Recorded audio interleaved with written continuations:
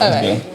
Hello, everybody. This is Worship Party. Worship Party, another video. That's right. Thank you guys so much for tuning in, and the support. We really appreciate you guys. We see you guys sharing, commenting, and liking. Keep sharing. Share the link.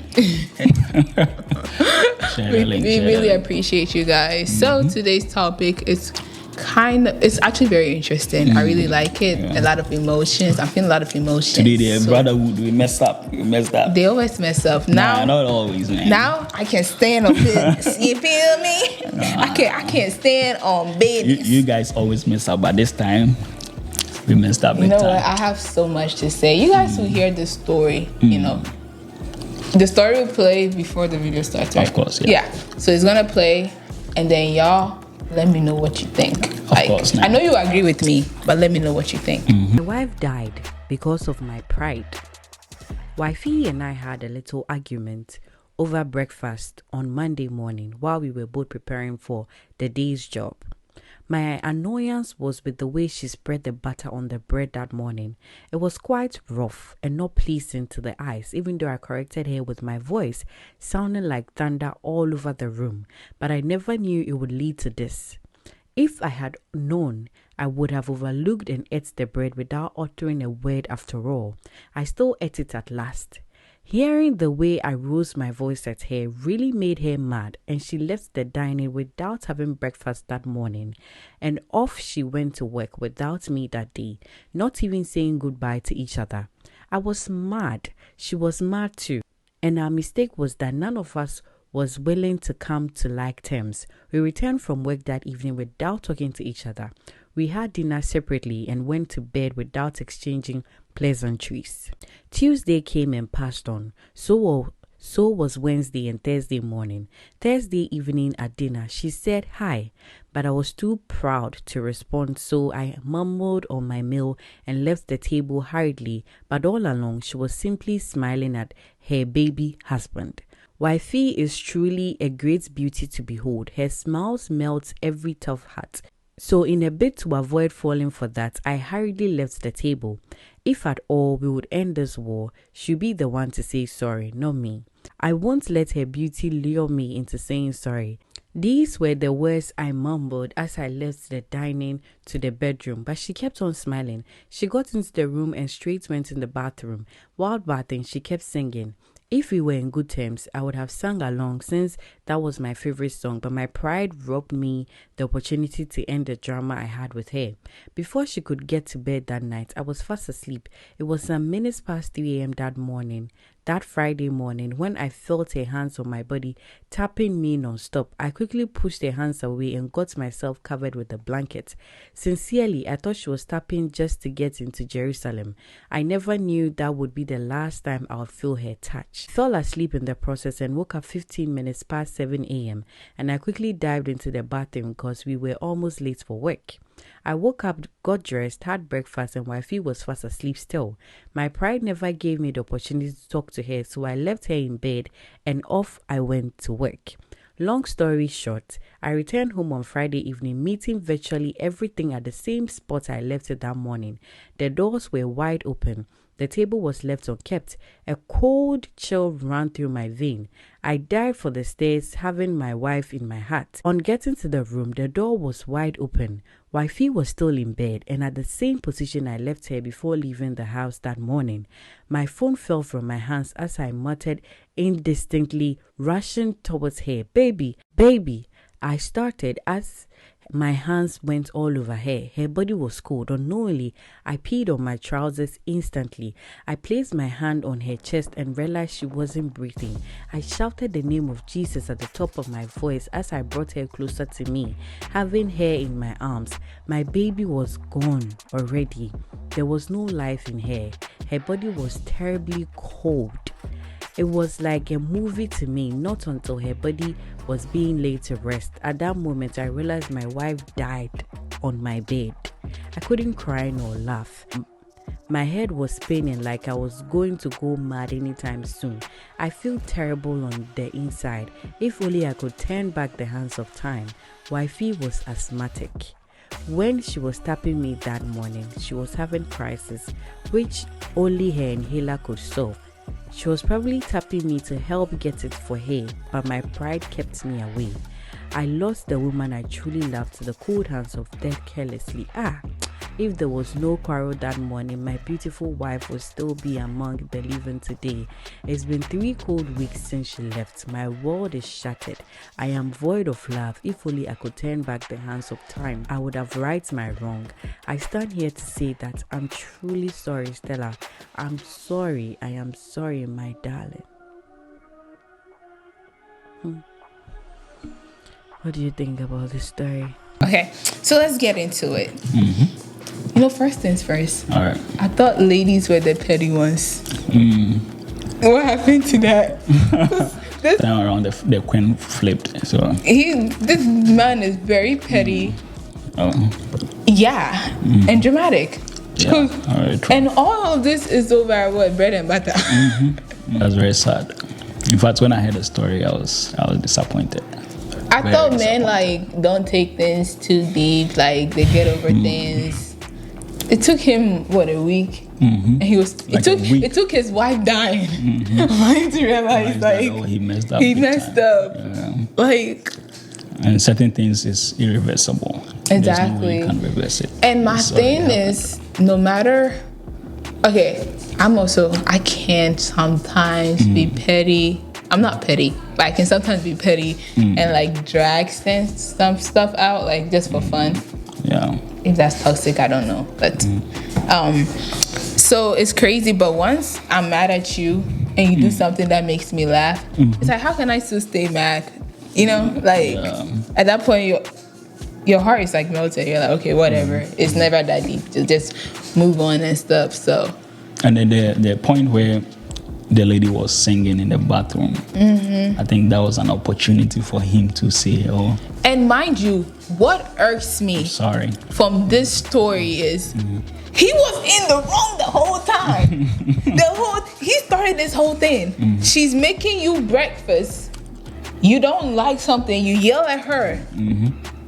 She gets upset that you yell at her, and you are mad at her for getting upset for you yelling. For a whole week. That's insane. And on top of that, even though you are in the wrong, she's trying to talk to you and all of that stuff, even though you are the one in the wrong. Yeah, very true. I thought we act like this. But sometimes that's why it's good to know how to do certain house chores.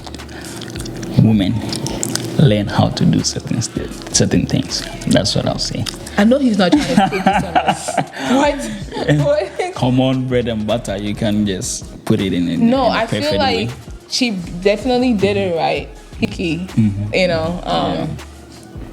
I think it's a similar situation like when you're using toothpaste. Yeah. Some prefer to start it from the bottom. Some prefer to do it in the middle. Which one do you prefer? For me, it doesn't matter. How you spread your butter, a big deal. It shouldn't be a big deal. Yeah. Yeah. Whether it's too much, whether you do it slightly, perfectly, you are still going to eat the thing, right? And at the end of the day, he ate it, right? But he still got mad. He complained.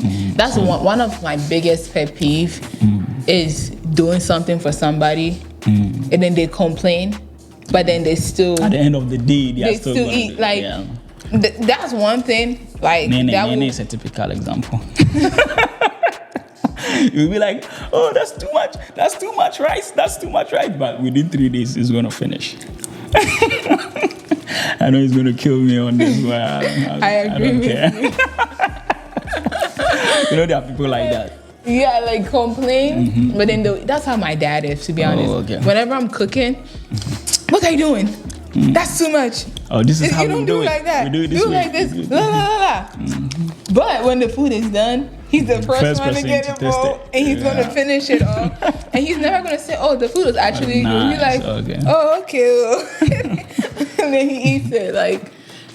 I don't get why people do that. If you don't like it, at least shut your mouth. Show some appreciation for the person who put it in the first place. She didn't have to make him dinner. Yeah. She just did it out of the kindness of her heart, out of her own magnanimity. She didn't have to do all of that. Oh, no, that's her responsibility, please. She's supposed to do it as a wife. Okay. She's married to him. She's married to him. You're supposed to do, like, make dinner. Yeah, breakfast. That was breakfast before. She doesn't have to, though. She has to. No, she's supposed to, but she doesn't have to. It's kind of like, it's an expectation, but it's not a requirement. Oh, God. He can make his own dinner. Oh, okay. I mean, his own breakfast. Like, literally, I'm not saying. But I mean, that's the culture, though. It's the culture. Like, that's what I'm saying. It's an expectation that we have. Like, usually in a marriage, the wife is the one that's supposed to do the cooking and the cleaning and stuff. But it's not a requirement. Like, there's no set rules that anybody have to do anything. They just do it because it's like an expectation and they choose to fulfill that expectation. So she didn't have to do it. She still did it, and her doing that alone still deserves some recognition because she didn't have to do that. You know, she had to do it. That should be another topic for another time. But let's move on. What do you think about the guy? Do you think he should remarry? No. He doesn't deserve a second chance to marry another. Okay, everybody deserves a second chance. This is worship party. Everybody deserves a second chance. But this man, I don't think he's ready for marriage. I feel like he has some deep-rooted issues that he definitely needs to work on. Like, he needs to go to therapy or something, like, to work on that anger. Because how can you be that angry over something so small? And my thing is, if this small thing got you this angry for a week, imagine if it was like something that was actually significant. Like, how would you react? Yeah, that's true. And to the point where if I'm mad at you and you're tapping me, I don't care what I'm mad at you about. I'm gonna see what you need. And if it's like, let's say if it's something that I don't want to do, I'm like, no, I'm not doing that. Like, for example, I mean, he was thinking that Jesus was about to go to Jerusalem. Yeah, that was what he was thinking. Okay, and because he's angry with a woman, she didn't want to pay no attention. No, that's not an excuse. Like, if your wife is typing in the middle of the night, it could mean anything. It could mean Jerusalem is coming. It could also mean she's hungry or starving. It could also mean maybe there's an armed robber and she heard something. It could mean a whole lot of things. So the best course of action is to see what she needs. If it's what you think it is, you can easily just ignore her and go back to sleep. Yeah. But if it's not what you think it is, you can actually attend to her and see what the problem is. But he didn't do that. He let his pride, y'all. Pride is a dangerous game. And that's what he did. He let that pride get in the way. I would say this is foolishness, not pride. No. It's pride and foolishness too. Because his pride knew he was wrong. His pride knew he should let things go. Yeah. His pride knew he should probably attend to his wife. Because of his pride, he didn't even wake the wife up for work. Imagine if she wasn't there and she loses her job because of his pride. And he didn't want to say sorry. He didn't want to say sorry. He was like, oh no, the lady thinks she's too beautiful for him to say sorry or something. She's not gonna use the beauty to get him to say sorry. I mean, sometimes true, right? Women are like that. The moment you say sorry consistently, they take advantage. They don't want to say sorry even when they are wrong. They expect you to always say sorry. In this case, she wasn't even wrong. And obviously, happy wife, happy life. Duh. Yeah. You know, do what you gotta do. Happy wife, happy life. Like, yes, I get it. Sometimes we do a little too much, but keep your wife happy and you're good. We're gonna keep you happy. This guy went extreme, yo. He did. And it was like his pride got in the way. He needs some deep-rooted stuff. He's very prideful. He's just angry. Like, it should never have gotten to this extent. Very true. Like, I feel like if he was upset after like that first day, they should have been fine. That would have been fine. And that's one thing too that I really want to incorporate into my life is not going to bed angry. Like, trying to. But it looks like the lady had a lot of patience, though.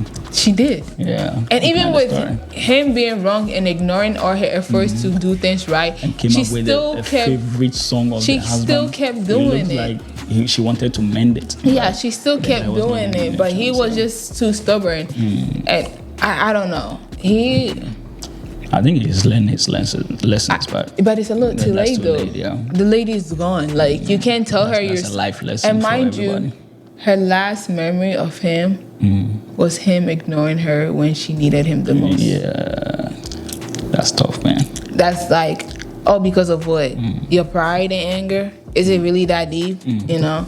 So, like, and you know she's asthmatic. And this is a lesson that exactly. But you were thinking. See, he was thinking that Jesus wants to go to Jerusalem. Yeah, that's what he was thinking. But then he projected that on the lady. But man, she was just trying to, survive. She was dying out here. But and it really goes to say that you have to be cautious about the battles you pick. Like you have to pick and choose your battles. Like always ask yourself, like, is it really that deep? If it's never that deep. Never that deep. And if that deep, you need to talk to your partner about it. Like there's no reason why you guys should go to bed angry at each other over something so minimal. That you guys can easily people talk tend about. to complain about everything, every single thing. Why didn't you clean this one? Why didn't you do that? I mean, that's bad. And mind you, I bet you the reason why he's even mad, he forgot during that week, but he was just holding on to that anger because, he's angry. For a whole week. That's like, crazy. That happens a lot. Like, even with females, sometimes when we argue with each other, we don't even know what we're arguing about. We forgot what it was, but you're just arguing for arguing's sake. Like, it's never that deep, so. That's why the Bible says that do not let the sun go down whilst you are angry. Yeah. God knew pride comes before fall. God knew exactly what he was doing with that huge. One. Yeah. Guys, for real, like, don't ever let anybody have that much effect over you. Like, no matter who they are or what they do, it should never have that much effect over you that your whole emotional state changes, Like, you're giving them the power at that point. Like, they have the power because they can affect you so much. Like, don't let their action affect your reaction like that, And you shouldn't quarrel for that long time, That's too much. It's draining, man. Yeah. Like, I don't know how you get tired. Like, it's draining. Like, arguing with somebody is just so draining. Like, even though I do that for a living, but arguing with somebody like that has no substance is just draining, So, that's right. Yeah. Anything else? We have to show more love. She's dead now. There's nothing you can do to bring her back. Yeah, and we have to be mindful of who we marry. That's a very huge thing because this guy had anger issues, getting angry over little stuff, and now a life is lost and it's not coming back. That's a big thing. It's a very sad story. I feel bad for the lady that she had to go through that. Because, like, imagine not being able to breathe and you die through that. That's, like, the most unfortunate way to go. And also, not just being mindful of who you marry, because at the end of the day, we all have flaws. Nobody's perfect.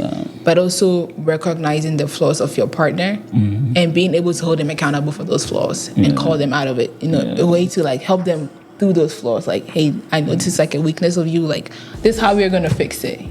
This is how we're gonna fix my flaws. Like, nobody's perfect. We are all flawed in one way or another. Everybody has weakness. Exactly. So just recognizing that weakness and actually being that support system that your partner needs. Yeah. So when once you see the flaw, what can I do to help him? Exactly. Yeah. Don't just call out the flaw like, oh my goodness, this is your flaw and it's terrible. Like, be like, okay, I realize this is a weakness of yours. How can I be there for you? How can I help you? And what can we do? Yeah. It's a partnership, So. Yeah, I think that should be it. Yes. So marriage counselor out here. Come with me with your marriage problems. And I got you. Like, I got you. Somebody also had a similar situation. You know what happened? Lady and the guy, the guy and the husband, right? They were not able to pay their rent for a period of time. So the landlord was like, no, you guys have to evacuate from the room. And the lady was like, we have to find a way to resolve this issue. So the guy was like, no, I'm praying with my pastor so that the woman will give them like a grace period for a long time. Or even if it's possible, give it to them for free. And the wife was like, no, it doesn't work that way. God is not a so magician. They bounced into like an argument, right? Yeah. And then The girl was also asthmatic, like this same scenario. The woman was asthmatic, and then look, even the girl's mother offered to rent like a single room for them for the meantime, since they don't have money. But the guy was like, no, I'm praying with my pastor. I'm praying with my pastor so the woman will forget. The woman was like, no, it doesn't work that way. Let's listen to my mother. My mother wants to pay for us for a while. Before, they were like, no. They started arguing. And then the guy went out. And then the asthma came. The moment the guy left, the girl's asthma came. And then she was struggling for 30 minutes looking for the inhaler. Okay. And then finally she was able to find it for 30 minutes. Imagine. She could have lost her life right there.